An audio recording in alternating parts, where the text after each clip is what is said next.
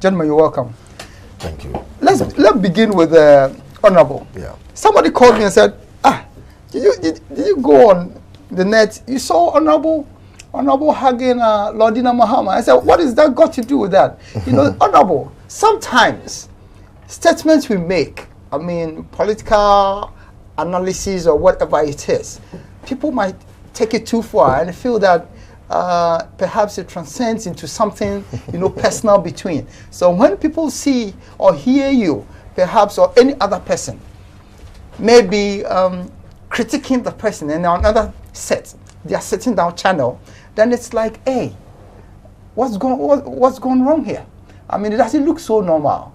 But you were all in a very hearty embrace. I was wondering the kind of joke you were sharing with Lordina after sometimes sitting here and criticizing her husband as the ¡1 gentleman of the country. Thank you very much. But yes, the president himself also hugged me. Yeah. And, they've been a nice family to me. We are friends. I'll say that. It's only politics that when you come and you speak the truth, they think you don't like the person. And he's gone through it as a parliamentarian, so most of the criticisms we make, I believe he takes it in good faith. Okay. So when I met him, he just shook my hands and I embraced the wife, because the wife for long has sent me messages before even president became the vice president. Okay. And when he was in parliament, he himself told me that, look, my wife really admires you, the way you talk and all those things. And I thought he was joking. But one day, one of my workers was the first lady's lecturer, Richard, also came to me and repeated what President Mahama told me that time. Okay. And the third time, we met on the flight. Okay. I was from US and I think she was from UK. And she wanted to talk to me. That time, President was vice, but she couldn't. But when we got to the VIP, she gathered courage and called the husband, the vice president then. Yeah. So she came to me and said, oh, somebody wants to talk to you. So when I picked, it was president.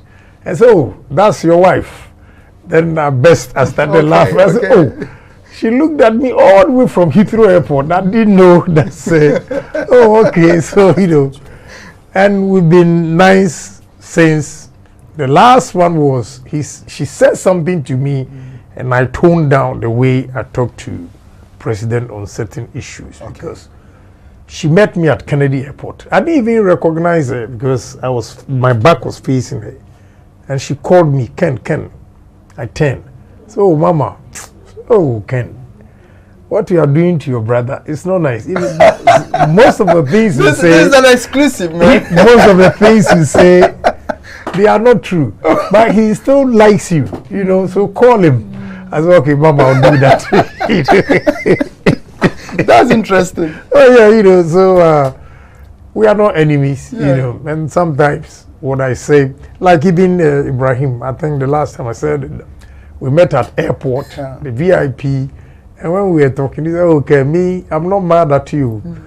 Sometimes the things you say, it makes us sit up. Yeah. So go on. No, but she made a very interesting statement that sometimes the things you say might not be very factual. Is it true that sometimes I disagree with her, but she's a first lady. Okay. And she didn't say it with any bad intention, so I just didn't want to comment. But trust me, a lot of things I say, if I don't have my facts, I will not come out, because I believe in one thing: reputation is hard to build. Okay. So I cannot just out of a blue destroy that reputation that an individual has built over the years. I appreciate that. So I make sure I have my facts. If you give information to me, I go behind you and do my research, investigation, and see that this is true before I put it out there. Maybe the way I put it will offend a lot of people. But the substance, you can't rule it out. A lot of people find it difficult to come out with the truth. And I'll tell you, of late, just this afternoon, for instance, I have friends who came to me asking me, oh, please tone down on your own party and all those things. And I asked him a question. You see, you are still dodging the issue. You are asking me to tone down. Okay. What about the guy who recorded the meeting? Okay. What has the party in general said to whatever happened at the meeting? You are only calling or coming to me to say that I was too harsh. All right. Sometimes, and I told him, look, you see, if I had been soft, there's no way you would have gotten up from your house to drive to my office. Now it hits your bone, you realize, look, today you might think it's negative. Okay. But you can turn the negative to be positive. And he said to me, in fact, you have convinced me. I said, well, I'm not perfect, but go.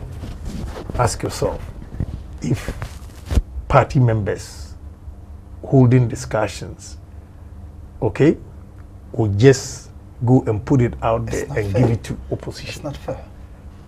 And he left. So sometimes, you know, maybe the way I put it, I'm not perfect and I wouldn't say I'm 100%. So maybe that will not even let people listen to what I'm saying because sometimes it's too raw. Ken, sometimes I take opportunities like this to go a little bit personal because it's a platform for people to understand us and know us better. What is it? Is it the kind of tradition that Ghanaians have that if you don't really talk hard, people don't take you serious? Does that feed into the way sometimes you express yourself? Because people don't know the beautiful aspect of you if they don't know you personally. They think that this is a man who is very abrasive and that kind of stuff, which actually is not who you are. You know, I think the problem we have in this country is simple. Over the years, we have lived in fear, okay, under the autocratic rule of these military guys. Okay. So, a lot of people are afraid to speak the truth. Therefore, this time around, when they see somebody forcefully coming out with the truth, say, hey, wait a minute. Who is this guy? Okay. It is not because of the way I talk, but we've been suppressed for so long. And we've not been able to liberate ourselves in terms of freedom of speech. Okay. That is why a lot of people find it difficult to, you know, accept the way I go about it. All right. Not that because I talk loud, some sort of force backing it. Yeah. But I personally believe that it is the truth and objectivity which is lacking in our political whatever or even the whole country. Okay. That is why people simply think, look, the guy is rough, he's harsh, there's this. But at the end of the day, last 2 weeks, my good friend NDC guy, special advisor to the president, met me at a restaurant. And he told me, look, Ken, let me tell you, about 80% of NDC people believe that you speak the truth. And so you mean it? So yes, I'm telling you. And nobody takes that away from you. I have to be honest with you because I'm a media person myself. But sometimes people think that you could have handled packaged it better. You know, the package. Mm-hmm.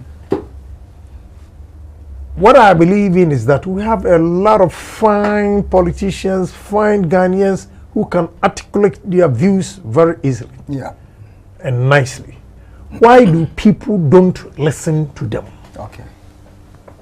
Why?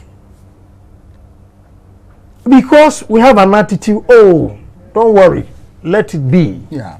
Okay? I will not accept that. Okay. You have a radical nature.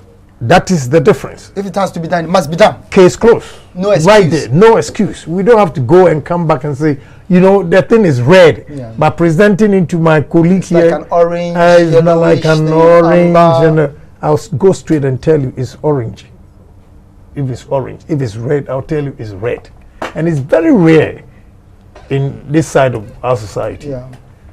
So I'm cool. Finally, before we end on this very exclusive one, because I've been having discussions with you in private as a senior brother and all that. Do you do anything and regret? Have you ever said anything and regretted and come public? Well, I'm a human being. Yeah. Why not? Why not? The same way, you know, they'll tell, look, I called the gentleman, he's monitoring. Because any time, if it is not on his program, Yeah. they will call him and say something. Then I say, go for the tip. Okay. You know, the problem with the media is that you can have about 30 minutes interview. Okay. They will take about 8 minutes controversial part of the whole 2 hours. Out of context. Right, and put it out there. They will not even give the genesis of the debate. That is it. How it was started. That is it. And the way you built your case. Okay. It is only the 8 minutes that they pick.